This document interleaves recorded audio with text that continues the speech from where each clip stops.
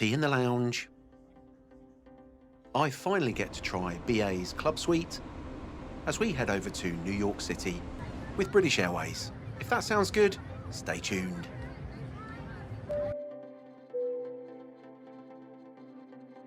Well, welcome to Heathrow and BA's Club World check-in area. Some very strategically placed pot plants give a feel of exclusivity.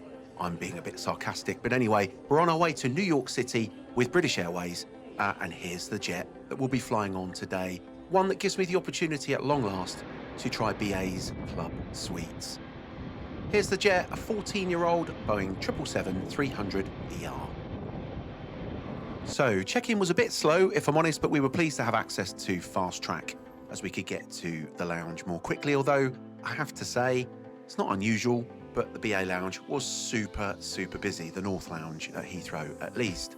So it didn't take us long to decide to move on to the other lounge that no one speaks of, but not before we had some ice cream courtesy of Jude's. That's right, we were headed over to B Gates Lounge. I think that's the first rule of B Gates Lounge, is you're not supposed to speak about B Gates Lounge, but the secret is out. It is certainly busier over there, but as you'll see from this, it's much calmer than the two main BA lounges in the main terminal at Heathrow. There was also some snack a la carte options on offer over here that weren't available in the main lounges. Now, I don't want to keep sharing the secret, but the B Gates Lounge is always my go-to lounge when it comes to Heathrow. Here's the gate area. It was super busy. It was a Saturday. Lots and lots of people travelling away to go on their holidays, and we were certainly no different. And aside from queuing up at the wrong gate initially, it was soon time for us to board, and we were on time for our departure from Heathrow today. We boarded as Group 2, which meant we were among the first on the plane, and it wasn't long before I was sat swigging on another rosé. Yum, thanks very much, BA.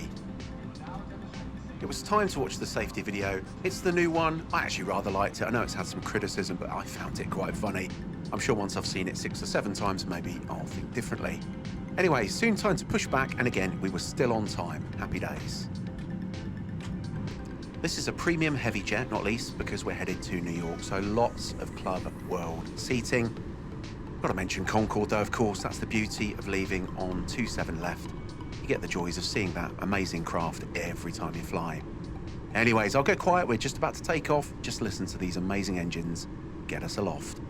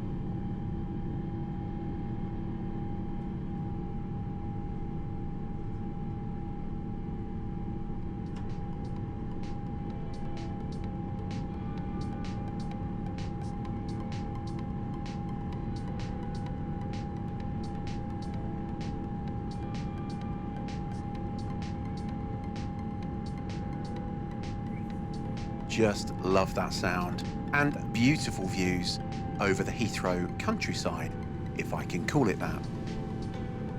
If this view isn't good enough for you, the good thing about the new Club Suite is you also get gate-to-gate entertainment, as the screen doesn't need to be folded for takeoff or landing.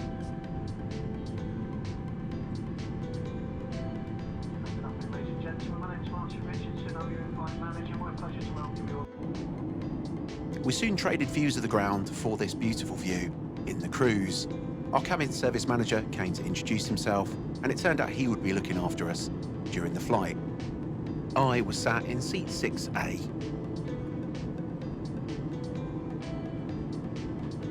Now, a quick advert. If you do like my videos, I'd really appreciate it if you would like and subscribe. thanks again for watching, and for all of those of you who already subscribe. I toast to you, and here I have my first drink of the day, a beer followed by a whiskey and ginger chaser. Oh, and some of these lovely rosemary salt mix snacks. Very nice indeed.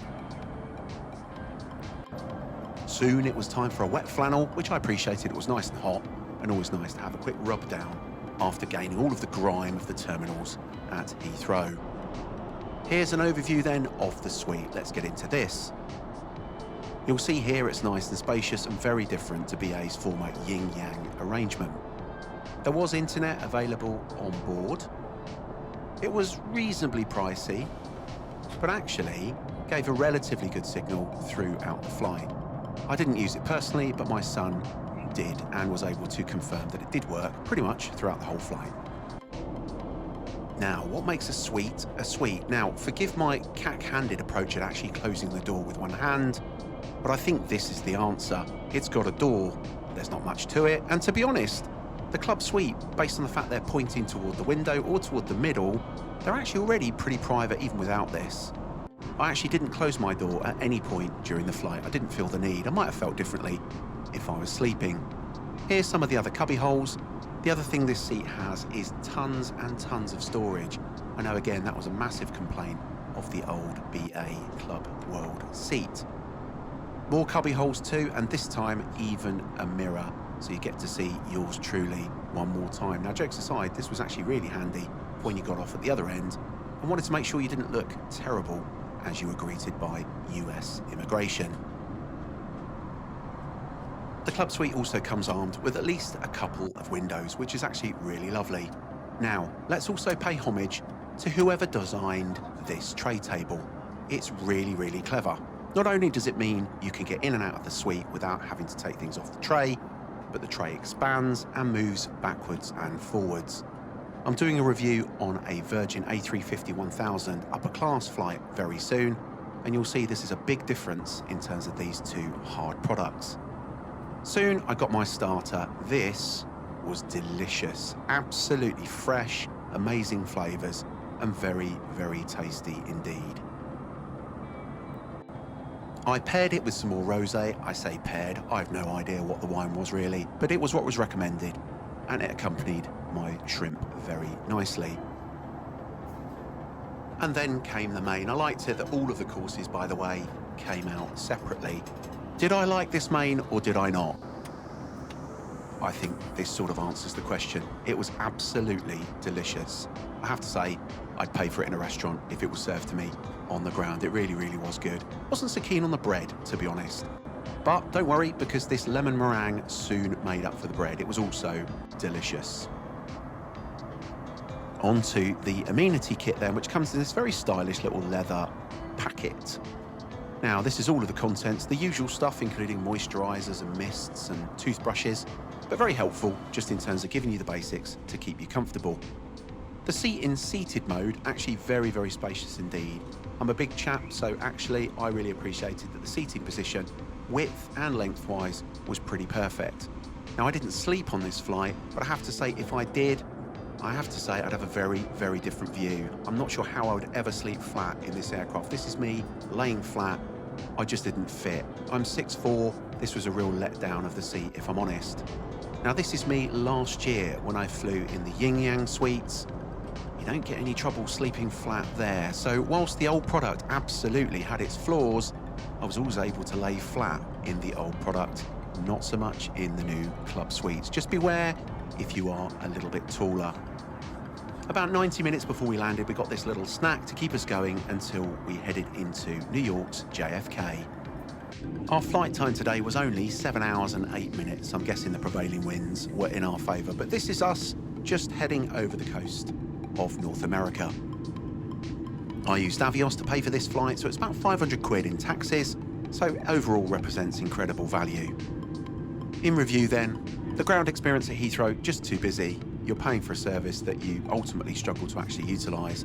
The check-in and the lounges, just far, far too busy, and something that BA ideally needs to do something about.